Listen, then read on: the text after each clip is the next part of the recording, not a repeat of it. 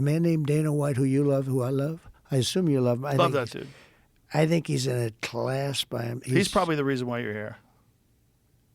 I don't know, maybe. He's one of the big ones. He is the greatest guy. I love him I to always death. say nobody's indispensable.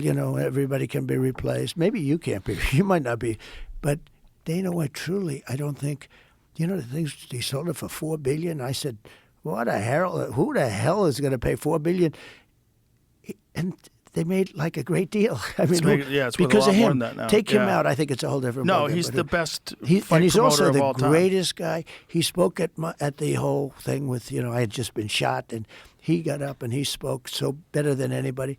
I mean, who would be better to introduce you? I asked of all the people, and I know the biggest people in the world, and they all would have loved to have done it. I said, Dana, would you do it? It was interesting. He was away. And he said to the people that, one of my guys called, said, I won't be able to do it. I just left with my wife and family. I won't. I said, he said, no, yeah. I was a little surprised, even though I knew he was very far away. He was in some place, and he deserved it with his family, the whole thing. And then I said, all right, and so we're looking who we're going to get. And all of a sudden she comes in, Sir Dana White just said he's going to do it, and he's coming back in tonight. He's taking it. The guy is just an incredible guy, and he's like a tough champion, but loyal.